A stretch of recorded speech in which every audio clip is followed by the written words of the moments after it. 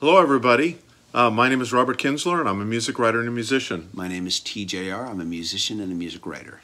Now, this is our next episode where we're going through our top 100 songs, our favorite songs each, and this is going to be songs number 36 through 40. That's right. So, very much looking for. This has been fun. We are working our way to 50. 50, yes. And the halfway point. Halfway point, yeah. And it has taken us a while, but we're definitely making some progress. Definitely making some progress, and it's been fun. And as always, this is just stream of conscious list. We're not paying attention to historical significance. This is just our own personal top 100 as they pop in our heads. And we don't share these lists with each other until we show up. And so we're hearing these for the first time, and I will let you proceed. Okay. Well, listen, this is a band I haven't yet featured, and I'm almost amazed that I haven't got around to featuring them, and that's The Who. Oh. And this is of Love Reign Over Me. Oh, and I always have a little trouble pronouncing that, but it's not Love Reign Over Me, it's O'er Me, and I don't know if that's British or Scottish or what that is exactly, but this is one of the great songs off Quadrophenia, just a masterpiece from Pete Townsend. And the one thing I would say is it's just so powerful. There's so many dynamics, and just Roger Daltrey's vocals are just probably, along with maybe Won't Get Fooled Again, are just probably his most powerful he ever put to tape. And I just love this song, and I guess this is what we would say about all the songs on this list. This is a song that you never get tired of hearing it. It sounds as great and fresh today as it does, the first day that we heard it. And stuff. So that is Pete Townsend on the piano, I presume. Oh, I'm sure it must be. That's the other thing that doesn't get mentioned very much is Pete Townsend's piano playing is just amazing on this song. It is. And this is just not only one of the great classics by The Who, but just one of the great classic rock songs of all time. Oh, yeah, it is, yeah. And I know we've talked about it. Some of our choices may seem obvious, but I think there's a reason that these songs are obvious choices. They've endured, and that's what people still want to hear them. They've continued to resonate with us. Yes, they have. Which is why we choose them on the list. Yeah. So I'm going to choose my number 36, which is For All We Know by the Carpenters, from the album Carpenters. At just under 2.5 minutes, this song breaks my heart every time I hear it. It has broken my heart since day one. And this is a song about innocent love, young love, first love. And this song captures that innocence that you feel when you have that first love. And it breaks my heart now because I know I'll never get that innocence back. But I can relive it in that song, which is why I've chosen it.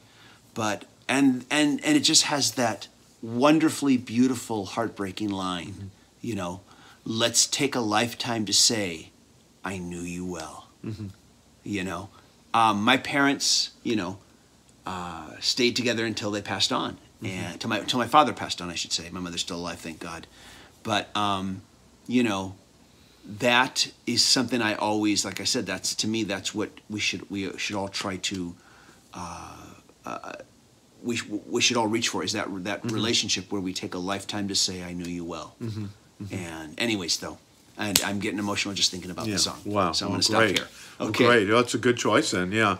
Now a song very, very different now. And this is, again, I think this might be the first time the band has been on my list. It won't be the last time, but that's Kashmir by Led Zeppelin. Another obvious choice. And you're the much bigger Led Zeppelin fan among both of us, but Kashmir, I think I just love that song. It's symphonic, it's ambitious, it's powerful, it's deeply moving. I mean, everything. The band just sounds amazing, and I just love the power of this song and just how they maintain the momentum and kind of the the artistry of that song from start to finish. Just a great classic song. Someone once asked me if you could have any song as your theme song, what would it be? And I said, Kashmir by Led Zeppelin. Why not? Yeah. If I'm walking in a room, da-da-da, da-da-da, that's great. da-da-da, da-da-da, you know. Yeah, that's what I want to accompany me when I walk into a room. Yeah, exactly. Well said. I like that. Yeah, I never get tired of Kashmir. It's a great song. Never get tired of it. Yeah. And I mentioned this song in an earlier episode on my list. Glad to see it's on your list too. So that'll be 2 songs now that have been on both our lists. Yes. I think I'm the Walrus and Kashmir now. That's right. So good. Okay. So my number 37 is Coolsville by Rickie Lee Jones off her first self-titled album, Rickie Lee Jones. And I mentioned earlier with the Carpenters song about the whole idea of innocence. Coolsville is a very dark song about the loss of innocence. And it is an experience, this song. It takes you down a very dark path and can sometimes leave you just completely just devastated by the end. Yeah, this song has affected me ever since I first heard it, when I first heard that album, which is also one of my favorite albums of all time. And it breaks my heart in a completely different way. And that's all I'm going to say about it. Wow, that's great, yeah. So I just told everyone that Led Zeppelin would appear on my list again, and needless to say, it's appearing now. Okay. And that's Babe, I'm Gonna Leave You. Oh. So I go, if I'm going to do my Led Zeppelin, I might as well do my 2 flat-out favorite Zeppelin songs. Stairway to Heaven, I love that. There's many other songs that I love by them, but those 2 songs are the ones that really resonate with me and never lose their sway on my soul, kind of, so to speak. I just love Babe, I'm Gonna Leave You. And I think with this one, it's, you know, I just like the subtlety about how it starts so quietly and it's so beautiful. And then when the whole band kicks in, you know, it's just all that thunder, you know, that it's thunder. It's musical just thunder. But I, you know, it's just something that, you know, and you do occasionally hear it in modern music, but what Zeppelin was doing here, it's we could use a little bit more of that in 2019 among the rock artists. We sure could. You know, and it's like, you know, it's just a masterful song. Just love it. And Robert Plant just sounds incredible, his vocals on this song. Oh, yeah, you know? everybody. Yeah, they all do. I mean, it's just a great song. The contrast between that beautiful acoustic guitar playing that opens the track, and to that thunderous roar that it builds up to. When it first kicks in, it's like, wow. And the way it comes back afterwards, back to that beautiful guitar, that one slide note, sliding up there. Yeah, it's an amazing piece of work. You just, like I said, you just don't hear things like that today. I know, you know, in music, I mean, if you do, I'm just not aware. But when, you know, I just, you know, off topic here, I just went and saw a bunch of live rock bands at Coachella, and none of them were really doing like what Led Zeppelin did, you know. So, which explains why people were still clamoring for a Led Zeppelin reunion. I mean, they're so hungry for what that band delivered, you know. Wow. And like I said, and I'm not even the fan you are, but I recognize when they hit it out of the park, boy, did they monster blasts. You know, just love that song. It's my favorite song off Led Zeppelin 1. Yeah, it's my favorite great song off the album. And so my number 38 is going to be Outta Love by Van Halen from the album Van Halen II. On Van Halen II, there were 2 highly underrated songs. The first was my number 20 pick, which was entitled Light Up the Sky, which I mentioned on a previous episode. And Light Up the Sky being probably it's hard to say, the stronger of the 2. One thing these 2 songs have in common is they're both very short songs, under 3 minutes, and they both just come in, kick your ass, and I mean they kick your ass and then they leave, you know, and say later. Yeah, Outta Love has this amazing, amazing groove to it. I call it groove metal, this particular track. And it features one of Eddie Van Halen's most tightest, most kinetic guitar solos ever. The song just kicks your butt for the short, under 3 minute time that it's there. And it and Light Up the Sky are just 2 highly underrated songs that nobody talks about. Nobody talks about when they talk about Van Halen. And I think it's a shame. So that's, anyway, and I never get tired of hearing that song, Outta Love. And so that's my number 38. My 39 then is Soul Survivor, which is off Asia's debut self-titled debut that came out back in 1982. Just love that song. I actually got to see Asia that tour. Loved they pretty much, as I recall, played their whole album because that's what they had at the time. And I just love that song. I love the musical virtuosity. I love kind of how there's little pieces of solos and then there's full-on solos. And John Wetton's vocals and just kind of the imagery about, I'm going to be the only one left. It just really resonated with me. And when I hear the song today, I continue to just love it, and it'll play through my head, the melody and everything. So I remember the songs, and I should say I'm not a big Asia fan. So we've discussed that before. Yes. I don't hold it against you, TJ. Thank you, I appreciate that. It's funny, as I'm hearing you talk about this, it's like I remember there was a hit by them called Soul Survivor. For the life of me, I can't bring the chorus from my databanks. I'm gonna have to go back and re-listen to it and see if it plays differently. I think I need to handcuff you to a chair and make you listen to like 4 or 5 hours of Asia. Well, thank God that's all you want to do, would be handcuffed to a chair. Thank God. But I don't know. I may not survive that. Yeah. But and one thing I'll add quick is that back in the 70s and even early 80s, I was not. I had a friend. We used to take these like we'd cruise up and down Whittier Boulevard, and people that live in Southern California know what it's like. We were teenagers. That's what we did. And he would like take the first Rush album, and he would just crank this thing, blasting our eardrums out, and other progressive rock. And I wasn't really fully on board. I was like into the Beatles, the Stones, the Kinks and stuff. That was more kind of where I was coming from. But when I did really connect when I heard Asia's debut album, and then actually that led to my love of Rush and Yes and Genesis and stuff. So it was a gateway for me. So prog rock lovers, they might want to dismiss Asia, and I don't think they necessarily all do. I think many people do appreciate that they kind of were able to combine commercial songcraft with kind of some of the more neoclassical elements and the of progressive rock. I think people are probably divided on it, but for me, I still really love Asia and the original lineup. Cool. Their albums. Cool. Okay. So my number 39 is the title track to the album Station to Station. I'm talking about the song Station to Station by David Bowie. And this song, of course, if you've never heard it before, is a 10-minute epic. To this day, ever since when I first heard it, I was just knocked out. And I can't say that about too many songs. Oftentimes I need to hear it more than once, but I was just knocked out from the time I first heard it. But this song continues to blow my mind even to this day every time I hear it. And it just conjures up so many nightmarish images when I listen to it. I feel like I'm in some kind of German expressionistic horror film when I'm listening to it. It just, oh my gosh. Every time I listen to it, it's a different movie when I hear that song. And so, it is my number 39, Station to Station. Fantastic song and a very good choice.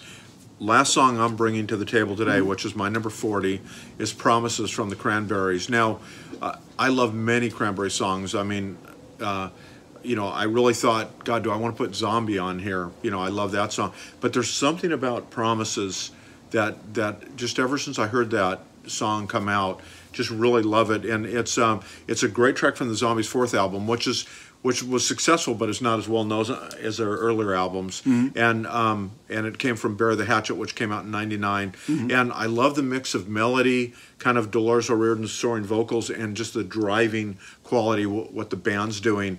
And truly, that in my experience, it might be the best song ever written about divorce. And it's just I think it's a classic that to me, but I wish everybody knew about it. But for sure, it's on my list, and it's called Promises. It's not one that I know, but now I'm intrigued to hear it. Yeah.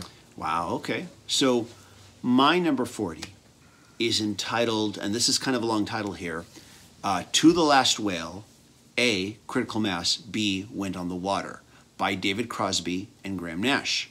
Now, I have an interesting history with this song. When I was a kid, my first experiences with music was my parents got me a little AM/FM radio with a cassette deck. And they got it from me because they knew I was into recording things on a cassette deck. But I had a radio now, and it's like I'd never had a radio before. So I started exploring it, listening to different stations, and I found out, I can record with this cassette deck right off the radio, and I can hear it. I can play it back. I thought this was amazing. And I would buy these really cheap cassette tapes that I think maybe cost like 50 cents or something like that, because I didn't know any better. I didn't know about sound quality or anything like that. And I'm listening to this off a tinny one-speaker radio. But I was flipping through, and something just started to play, and I just decided to hit record to see what it was. And it was this song that I didn't know the title to.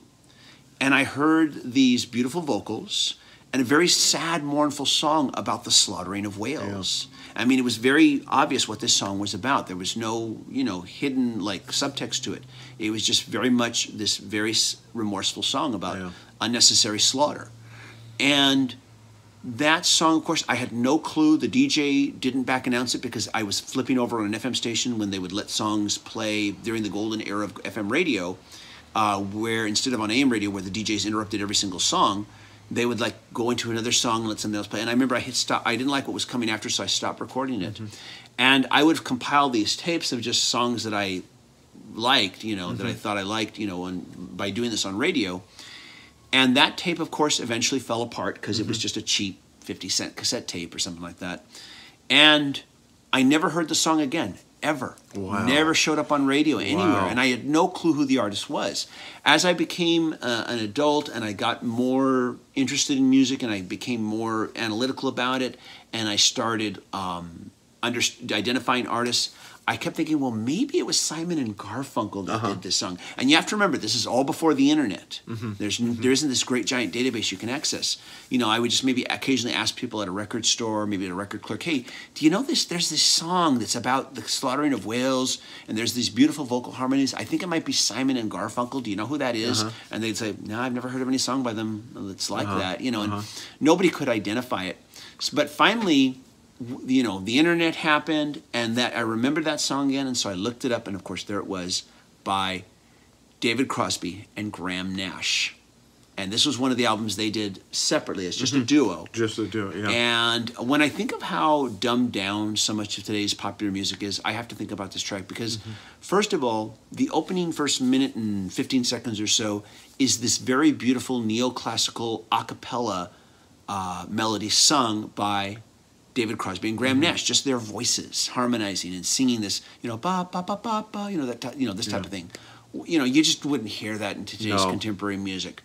And then of course there is this beautiful piano that leads us into this song that is about the slaughtering of whales. Yeah, it's an amazing song. Its message has stayed with me. The song has stayed with me. You know the song? Oh yes, I do. Oh okay, great. I'm glad you know it. An amazing song. Yeah. But it stayed with me for years, even when I couldn't hear it anymore. Yeah. After that tape fell apart on me, and I had no clue who it was. The song would stay with me for just ages and ages until the internet came along and I could finally find out who it was. And then I remember at the time I went to iTunes, which is something that I understand is going away soon. That's another video. But I went to iTunes and I purchased it, and it was great to finally have the song in my collection. Yeah. And so that's my number 40. Wow. Well, great list, Yeah, you too. Yeah. No, thanks for reminding me what a great song that is. Yeah, I'm going to have to go listen to that again. Yeah. And a very powerful song, and it's talk about resonant messages. Boy, does that have one. Oh, yeah. Especially with, I know one of the nations now, and I don't want to misspeak, but I know there's a nation that says that they're going to resume whaling, and that's very sad to hear that. And they pretend that it's for research, but it's really not. I mean, it's very unfortunate, and it's so needless, but, Anyways, okay. Yeah. Well, that's our number 36 through 40. And we're looking forward to checking out your 36 through 40 in the comments. So please share your lists with us. Everybody, thank you so much for watching. If you're a subscriber, thank you. If you're a patron supporter, a huge, huge thank you. And once again, we encourage, if you like what we're doing, please join us on Patreon and become a supporter. Pledging the cost of just a cup of coffee a month makes just the biggest difference in the world. And so please show your support. And if you can't be a patron supporter, we still appreciate that you click like and that you click subscribe and smash that notifications button. We'll see you all next time. See you later, everybody. Bye-bye.